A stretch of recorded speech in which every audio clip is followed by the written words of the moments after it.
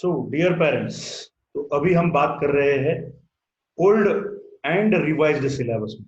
जैसे कि अभी मैंने आपसे कहा कि there is a revised syllabus of CBSE mathematics. तो मेरे पास अभी ओल्ड फाइल भी है। I have the old file also and the revised file that have been just declared today itself.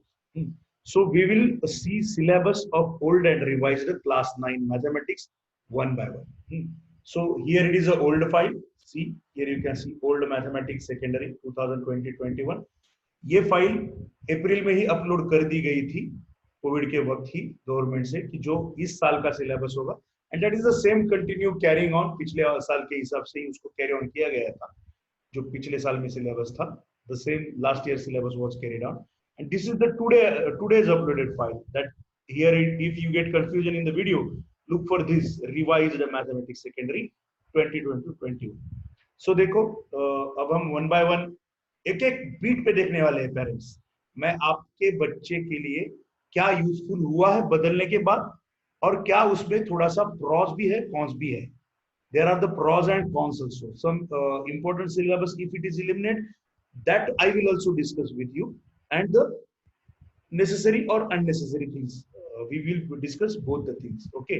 तो अभी ये video, this video we are making for our parents from the Gulf countries and India's Indian CBSE schools also. So we are making it combined in English or Hindi. If अगर ये सिर्फ बच्चों के लिए बनाया जाता तो मैं इसको सिर्फ इंग्लिश में बना था, but due to parents also, parents की ये डिमांड थी कि सर वीडियो बनाइए, हमें थोड़ी सी इंफॉर्मेशन दीजिए। So that's why we are making it for the sake of the our parents from India and from the Gulf countries also. Okay, so अब हम आते हैं ओल्ड सिलेबस, ओल्ड फाइल जो थी सिलेबस की। इसमें इन्होंने पहले तो ऑब्जेक्टिव वगैरह बताए हैं कि सिलेबस की जो डेवलपमेंट ड्राइंग स्किल्स होते हैं कंस्ट्रक्शन के हिसाब से, mastery of the algebraic skills, जो भी किसी भी सिलेबस का बच्चों को सिखाने का एक ऑब्जेक्टिव होता है टीचिंग लर्निंग मेथड में, तो ये ऑब्जेक्टिव तो सेम है दोनों जगह पे। नाउ विल मूव ऑब्जेक्टिव के बाद अब हम क्लास 9 के मैथमेटिक्स सिलेबस की तरफ आएंगे। तो पेरेंट्स ये देखो, अब ये पिछले साल का है, ओल्ड सिलेबस है। यूनिट्स है number system, algebra, coordinate geometry, geometry, mensuration, statistics and probability.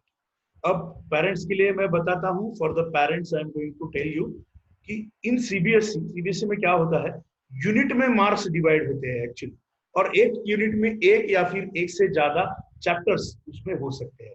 जैसे कि अब ये पहला यूनिट है number system, and in this system in old syllabus there were 16 periods assigned and one chapter of real numbers, or we call it in a number system also NCERT।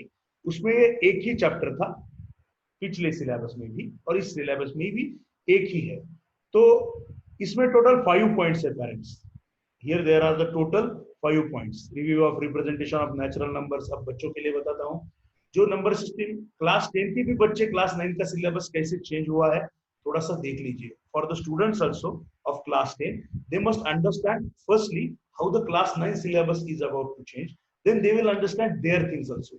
Since they don't know, अभी जो class 10 में बच्चे पढ़ रहे हैं, they don't know the total syllabus of class 10. So it will be very easy for them, it will be very easy for them if they look for the class 9 syllabus also. तो देखो बच्चों, parents, here also, here there are the 5 points in the old syllabus, and in the revised syllabus there are the 4 points for the first chapter number system from NCERT। तो कौन सा point गया है बच्चों class 9 के बच्चों के लिए, कौन सा पॉइंट गया है फर्स्ट? इसमें से definition of nth root of real number, बस बाकी कुछ नहीं। Definition of nth root of real number means definition of nth root of real number and the problems regarding. अब यहाँ पे जो कोई भी थ्योरी आएगी उस थ्योरी के प्रॉब्लम्स भी एलिमिनेट होंगे।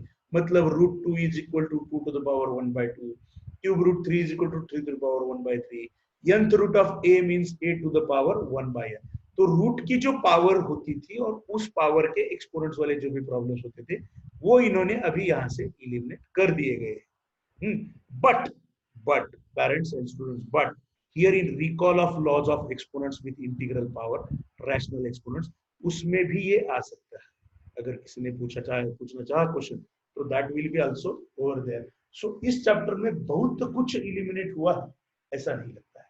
एक दो पॉइंट्स है जैसे कि यहाँ पे सेकेंड इसमें अगर देखा जाए, फर्स्ट से ही देखते हैं हम, review of representation of natural numbers, integers, rational numbers on number line. ये रिवाइज्ड है, rational numbers as recurring and operation of real numbers.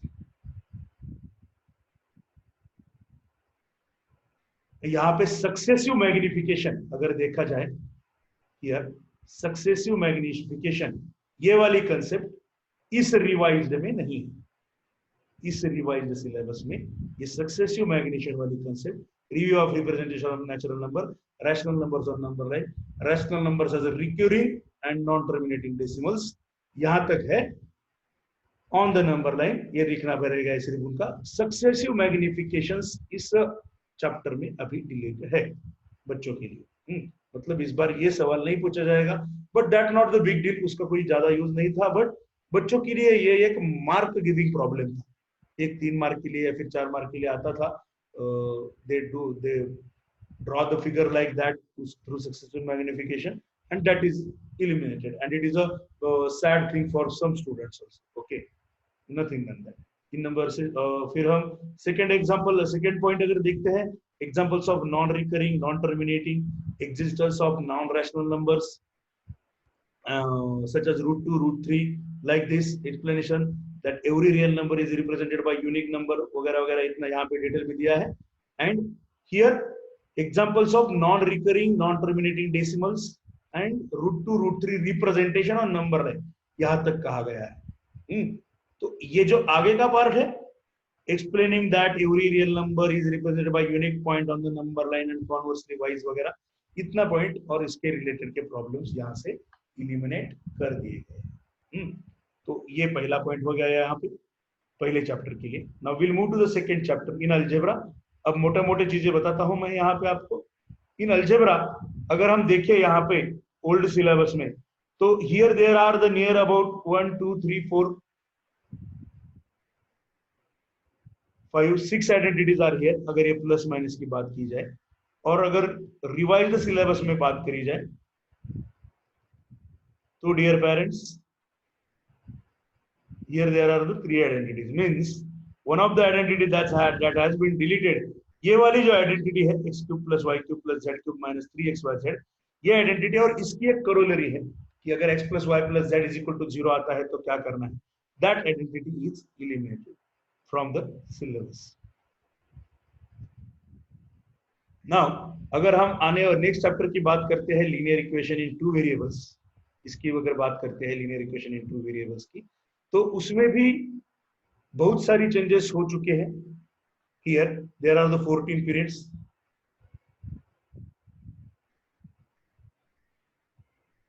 Here there are the 10 periods, मतलब यहाँ पे कुछ चीजें थोड़ी सी इलिमिनेट कर दी गई है।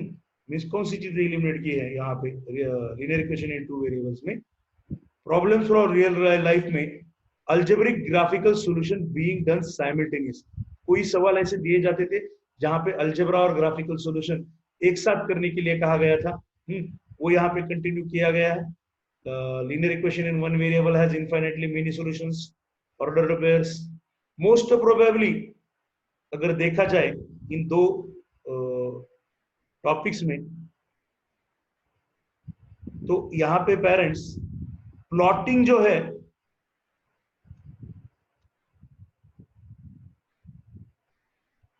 एंड प्लॉटिंग भी है एंड रिप्रेजेंटेशन भी है। जस्ट कुछ प्रॉब्लम्स यहाँ पे कम कर दिए जाएंगे। इनफाइनाइटली मेनी सॉल्यूशन भी है। Most probably yes, linear equation 2 variable में जितना इंपॉर्टेंट आ सकता है उतना उन्होंने दे दिया है। जस्ट ये कुछ कंपैरिजन के इक्वेशंस रहते थे, ax plus b plus c equal to 0, तो उतना थोड़ा सा कम हो जाएगा सिर्फ अगर पूछना जाए तो। बट मोस्ट प्रोबेबली 2 वेरिएबल्स का जो मेन इंपॉर्टेंट कंसेप्ट था वो सारा कंसेप्ट यहाँ पे ले लिया गया है।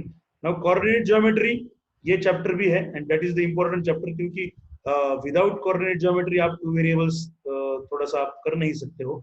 एक्चुअली यहाँ पे फ्लो में पहले 2 वेरिएबल आया है, बाद में कोऑर्डिनेट है, बट इन टेक्स्ट बुक पहले कोऑर्डिनेट ज्योमेट्री आता है, कोऑर्डिनेट ज्योमेट्री के बाद ही आप 2 वेरिएबल कर पाते हो। So it is also one of the important topic, coordinate geometry, and it is also the same. इसको ज्यादा हार्ड भी नहीं है। Now if you move to the next, introduction to Euclid geometry, यहाँ पर नॉट फॉर असेसमेंट कह दिया गया है सीधा सीधा क्लियरली। बाकी आप यूक्लिड ज्योमेट्री की इंट्रोडक्शन दे दो सब स्टूडेंट्स को, और वही वो जो नॉट फॉर असेसमेंट था ओल्ड सिलेबस में, उसको यहाँ पे इन्होंने इलिमिनेट ही कर दिया है पूरी तरीके से।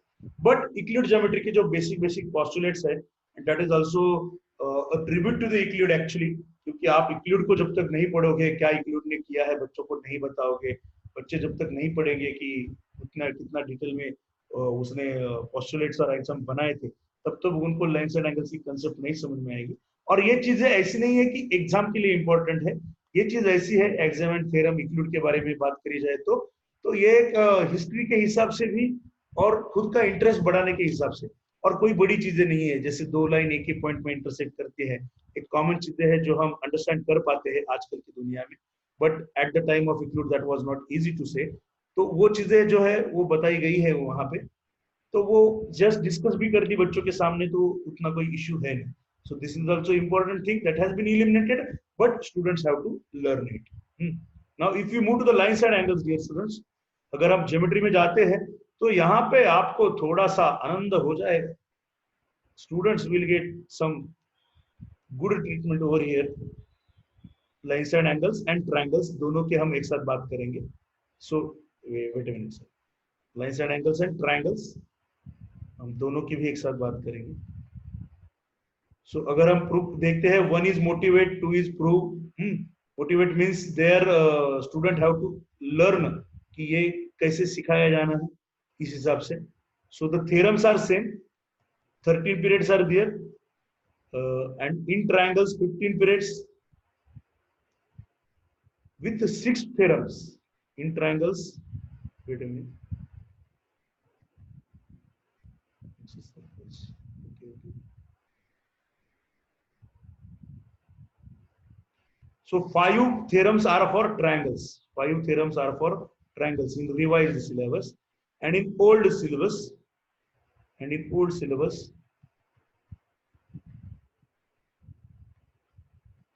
if we talk about, there were the 7 theorems. Means कुछ जो है दो थ्योरम्स इसमें उन्होंने कैंसिल कर दिए गए।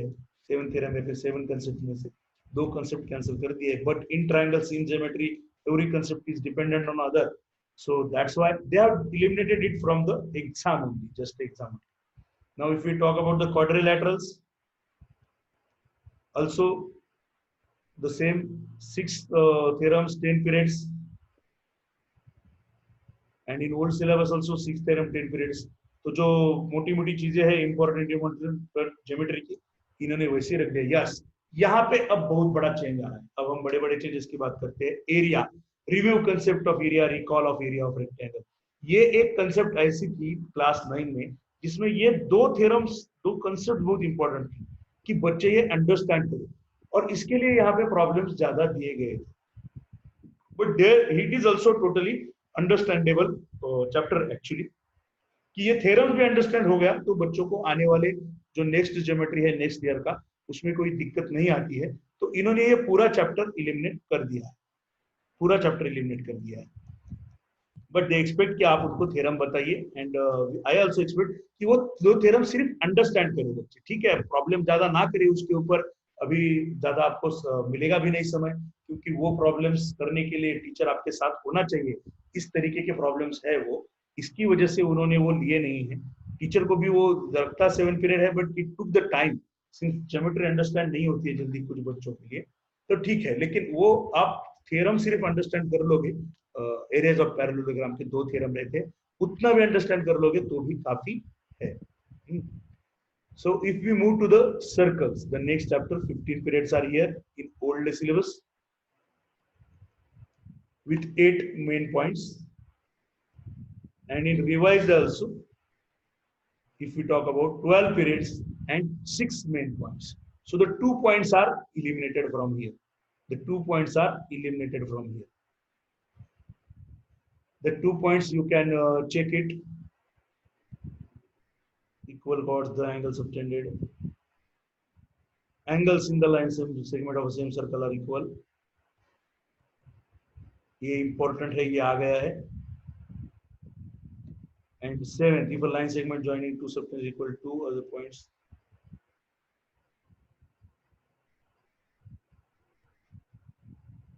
ये साइक्लिक क्वाड्रिलेटरल की कंसेप्ट है जो यहाँ पे आई नहीं है, उसकी बेसिक कंसेप्ट है ये वाली, मोटिवेट वाली.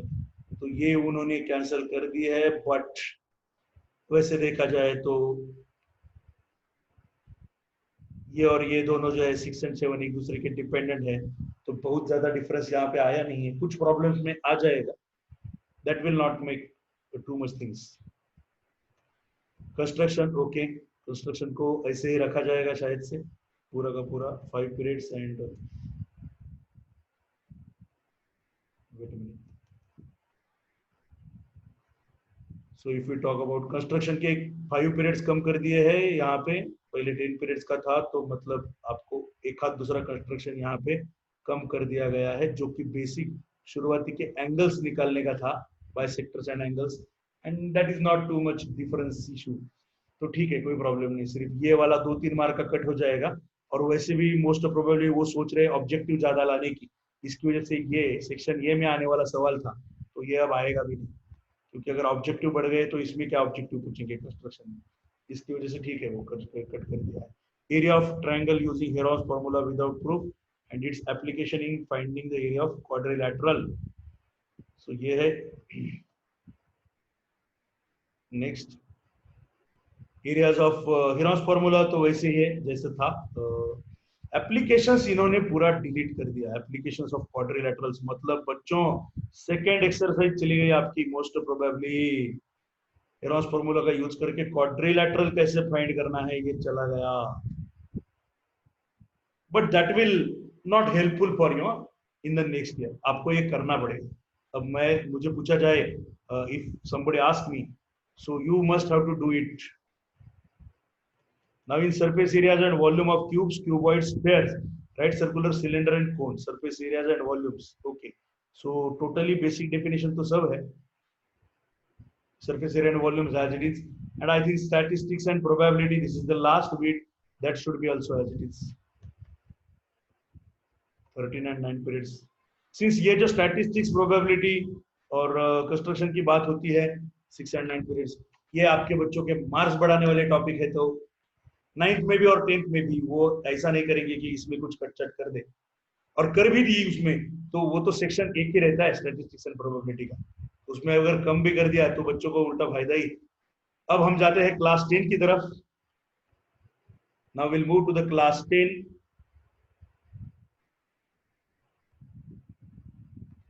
जैसे मैंने अभी क्लास 9 के लिए बताया सब पेरेंट्स को कि यूनिट्स के मार्क्स तो सेम रहते हैं, यूनिट्स में से कुछ कम ज्यादा हो जाएगा. अब बच्चों, अब जो शुरुआत के 2-3 पीरियड, अभी 2-3 यूनिट्स अभी तक बच्चों को हो चुके होंगे जो क्लास 10 में है, तो अभी यहाँ पे डिफरेंसेस समझ में आएंगे बच्चों को, मोटे मोटे differences.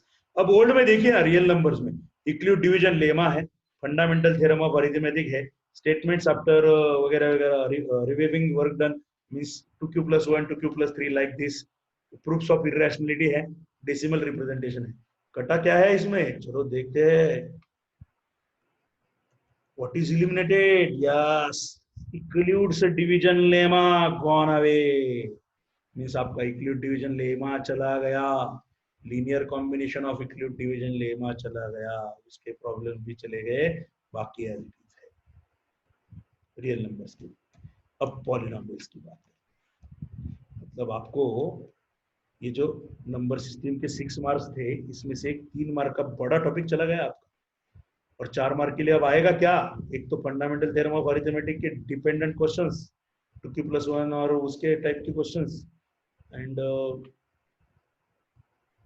some questions regarding irrationality, some questions regarding irrationality. Okay, तो अब बात करते हैं पॉलिनोमियल की. अलजेब्रा में जाते हैं. अब अलजेब्रा मोस्ट प्रोबेबली अभी तक right now algebra has been done in all Gulf countries also and in India also. Most of the schools they have done the algebra. So now if we talk about polynomials, zeros of a polynomial relation.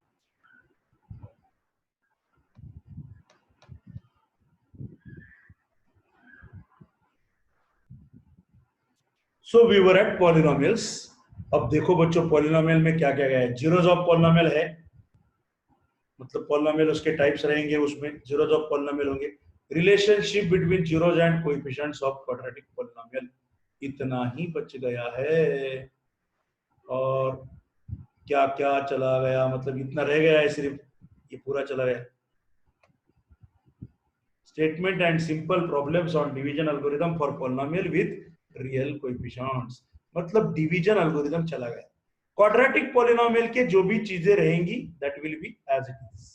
Quadratic polynomial की जो भी चीजें रहेंगी, alpha plus beta minus b by a, alpha beta c by a and other things, के in bracket x square minus s plus b, also cubic b, वहां पे वैसे ही रहेगा। मोस्ट प्रोबेबली लॉन्ग डिवीजन के जो प्रॉब्लम्स थे that may be eliminated. अभी जितना कहा गया है, अगर हम रिड्यूस्ड सिलेबस की बात कर रहे हैं, तो डिवीजन एल्गोरिथम के प्रॉब्लम्स थ्योरी यहाँ से इलिमिनेट कर दी गई है। अब ओल्ड इसमें टू वेरिएबल भी बहुत सारे बच्चों का हो चुका है। देखिए अब यहाँ पे टू वेरिएबल में हमने क्या क्या पढ़ा था। ग्राफिकल मेथड थी, कंसिस्टेंसी थी, इनकंसिस्टेंसी थी, algebraic condition for number of solutions थे, कितने नंबर ऑफ सॉल्यूशन है, इनफाइनाइट है, फाइनाइट है, वगैरह वगैरह। Solution of pair of linear equation by substitution, elimination, cross multiplication, और situational problems and word problems, ऐसा था। अब क्या है, now what is there. Graphical method है, कंसिस्टेंसी है, नंबर ऑफ सॉल्यूशंस है, अल्जेब्रिक है, सब्स्टिट्यूशन है, इलिमिनेशन है, क्रॉस मल्टीप्लिकेशन चला गया। That was the tedious for many students. कुछ बच्चों के लिए क्रॉस मल्टीप्लिकेशन बहुत बोर होता था करने के लिए, वो लिखने के लिए भी बहुत बड़ा, एंड हर एक रेफरेंस बुक में एक दो फॉर्मूले उसके अलग अलग है, तो they make the problem. So there is a huge thing gone. And जो मेरे बच्चे हैं, my students know, I have teach the two variables in April to them while I was teaching online. I teach two variables to my class 10 students, and at that time I say, if lockdown extended and if government decides to eliminate some concept from this chapter, then cross multiplication will be eliminated. I have given this information to my class 10 students in April itself, and it has been done already. For polynomials also, I have talked about this. Yeah, but real numbers, I was thinking somewhere between Euclid division lemma they will do, but I like Euclid division lemma so much, and that was the first thing that we taught. So we take total real numbers. Now, if we talk about the quadratic equation, solution of quadratic equation by factorization, quadratic formula, relationship between discriminants and nature of roots. ये revised में है, अभी revised में थे। अब old में इसमें क्या क्या था, ओल्ड में से अगर देखा जाए तो यहाँ पे situation problems based on quadratic equation related to day activities to be incorporated, means word problems जो थे, वर्ड प्रॉब्लम्स की अगर हम बात करें, then the word problems are eliminated, word problems are eliminated from quadratic equation. Nothing but I especially advise all students to do the word problems. Dear students, word problems important hai, and that word upstream downstream, those all word problems are useful for you in physics में, motion में, या फिर next इसमें भी आपको आने वाले सालों में word problems are very important, and all these word problems will be useful to you in whenever you are doing mental aptitude test in UPSC CAT. इस एग्जाम की तरफ आप जब जाओगे आगे जाके फ्यूचर में, तो आपको वो वर्ड प्रॉब्लम्स यूजफुल होने वाले हैं, टू वेरिएबल के भी और क्वाड्रेटिक के भी। So I must advise them to do that. Now if we talk about the old syllabus, arithmetic progression, quadratic equation के बाद अगर हम नेक्स्ट चैप्टर की बात करते हैं अलजेब्रा में, then it is arithmetic progression. Their applications यहाँ पे थे, 8 पीरियड्स थे पहले दिए हुए, एंड रिवाइज्ड में 4 पीरियड्स हैं। एप्लीकेशंस कट कर दिए गए हैं, मतलब अरिथमेटिक प्रोग्रेशन में अब सिर्फ वर्ड प्रॉब्लम्स नहीं रहेंगे, बेसिक प्रॉब्लम्स उनकी जस्ट इंफॉर्मेशन है आपको और उसके ऊपर करना है। But if you want to take mathematics in class 11 तो आपको एपी करना चाहिए, एपी के वर्ड प्रॉब्लम भी करने चाहिए, वो थोड़े से अंडरस्टैंड कर लेने चाहिए।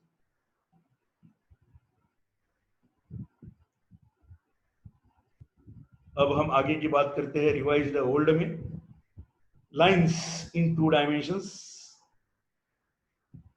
जिसको हम कोऑर्डिनेट ज्योमेट्री भी कहते हैं, कंसेप्ट है कोऑर्डिनेट ज्योमेट्री की। ये आपका मार्क गिविंग चैप्टर है actually coordinate geometry, and useful for locus straight line की जो कंसेप्ट रहती है क्लास 11 की, उसके लिए यूजफुल है। फिजिक्स में भी डेरिवेशंस के लिए वगैरह थोड़ा सा इसका वेक्टर में भी यूज होता है, सेक्शन फार्मूला वगैरह फिजिक्स में आते हैं 11th में, तो इसके लिए इसका यूज है। एंड आई थिंक यह सेक्शन फार्मूला रखा है इन्होंने, यस डिस्टेंस फार्मूला भी रखा है, जो इंपॉर्टेंट चीज है वो रखी गई है, तो कोई इसका इश्यू नहीं है। सिर्फ एरिया ऑफ अ ट्रायंगल एक कंसेप्ट है जो मैथ के बच्चों को काम की है नेक्स्ट ईयर में।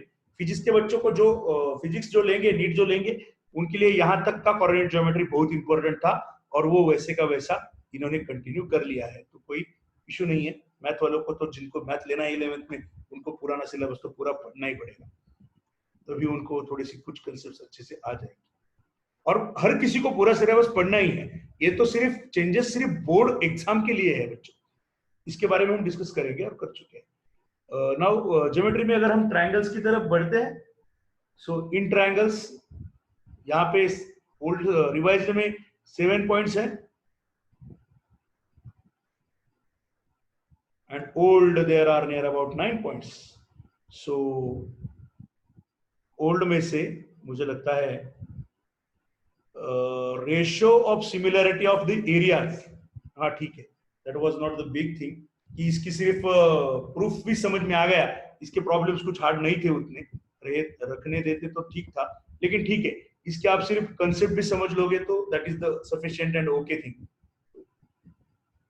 उतनी बड़ी चीज इलिमिनेट नहीं हुई है, जो इंपॉर्टेंट चीज है ट्रायंगल्स में से, if line is drawn divides, BPT है, थैलेस उसका कॉन्वर्स है, करस्पॉन्डिंग साइड्स ओल्ड में है, ये सब ओके। हाँ, रिवाइज में देखना पड़ेगा। Yes, line is drawn to the parallel other two sides distinct points, line divides. Yes sir, main topics and important concept यहाँ पे आ चुकी है।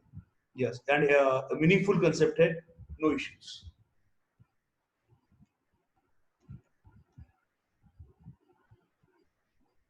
अब सर्कल भी एक ऐसा चैप्टर है कि जहां पे टैंजेंट की प्रॉपर्टीज बच्चों को यस दी गई है। Tangent at any circle is perpendicular, yes ये वेक्टर में बहुत काम में आने वाली चीज है, अगले साल डेरिवेशन जब करेंगे फिजिक्स में, तो ये इन्होंने रख दी है। Yes, good thing done for the students.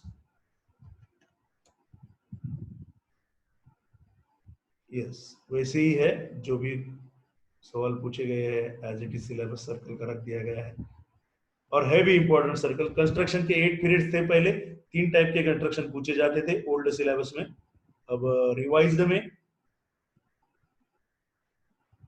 एक पॉइंट उसका कम किया है, 4 पीरियड दिए गए हैं, मतलब कोई एक क्वेश्चन कम हो जाएगा। जैसे मैंने अभी क्लास 9 में भी बताया आपको कि construction of a triangle similar to triangle उतना कट हो गया है, ठीक है। बहुत टीडियस था 4 मार्क का ये सवाल, टीडीएस मतलब सिंपल ही था, कंस्ट्रक्शन नहीं कट करते तो बहुत अच्छा होता था बच्चों के लिए, ठीक है, कोई प्रॉब्लम नहीं।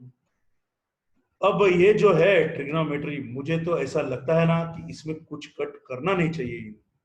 ओल्ड को देखते हैं, देखो ठीक है, संस्कार ये है Heights and distances, Heights and distances में कर कर पाए थोड़ा सा तो ठीक है, but 8, 10 and 10, 8 periods, okay, and here if we think difference 10, 15 and 8, तो ट्रिग्नोमेट्रिक आइडेंटिटीज में इन्होंने कॉम्प्लीमेंट्री एंगल भी था, उतना कट कर दिया है, कॉम्प्लीमेंट्री एंगल नहीं बच्चों, लेकिन ये इंपॉर्टेंट कट हो गया है। So it's my humble request to all of you, trigonometry के लिए जो है ना, पुराना सिलेबस पूरा का पूरा करो। बहुत बच्चे ये पूरा सिलेबस करके 11th में जाते हैं, फिर भी टेंशन में आ जाते हैं ट्रिग्नोमेट्री ट्रिग्नोमेट्री, और फिजिक्स में भी बहुत यूजफुल है, तो प्लीज बच्चों।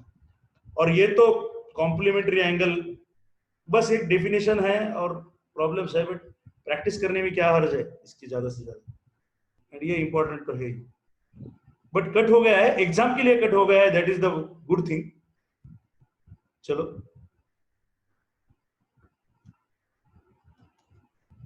mensuration and surface areas 10 and 8 for the revised, and I think for the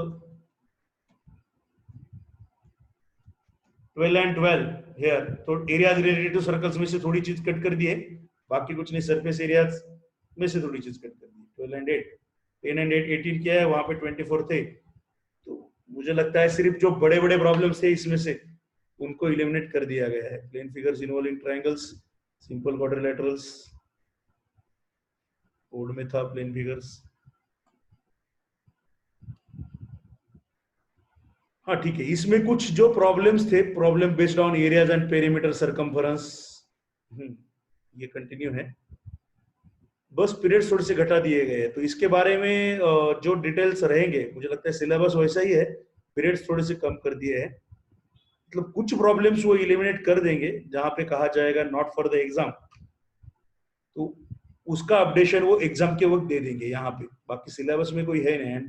जैसे मैंने कहा स्टैटिस्टिक्स एंड प्रोबेबिलिटी 10-10 यहाँ पे था रिवाइज्ड में, एंड यहाँ पे 18-10, बट स्टैटिस्टिक्स प्रोबेबिलिटी तो वैसे ही रखेंगे वो एज इट इज सिलेबस, उसमें कोई चेंज नहीं करेंगे। कुछ प्रॉब्लम्स को वो एलिमिनेट कर सकते हैं, वो एग्जाम के आगे आगे अब कोरोना कितना बढ़ता है उसके हिसाब से बताया जाएगा, ऐसा लगता है। सो इफ यू टॉक कि too much syllabus is not reduced, और कुछ भी ऐसा नहीं है कि जो रिड्यूस करने से कोई फायदा हुआ है, हाँ, बट एग्जाम के हिसाब से कुछ चीजें उन्होंने कम कर दी गई।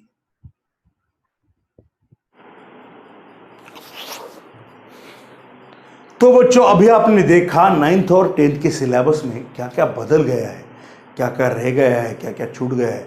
हमने जस्ट कंपैरिजन किया है ओल्ड सिलेबस जो सीबीएसई ने अप्रैल में दिया था and the new syllabus after the covid situations, हम उसके बारे में अभी हमने डिस्कस किया है। सीबीएसई ऑफिशियल्स, रिसोर्सेज और इसके बारे में और बातें होती रहेंगी, कौन से प्रॉब्लम्स, कौन से टॉपिक्स कट गए हैं, और डिस्कस होता रहेगा कि इस टाइप का प्रॉब्लम है, इस टाइप का प्रॉब्लम नहीं है।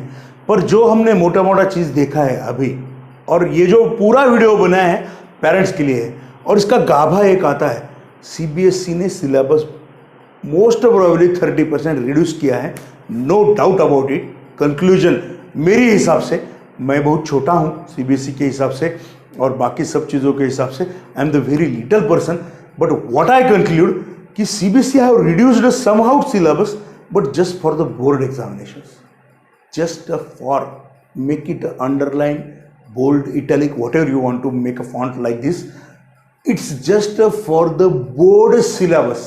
But if we discuss for the future aspects, कि though after the 2 years, if you are going to compete NEET, if you are going to compete GEE, then you should have to do all the old syllabus.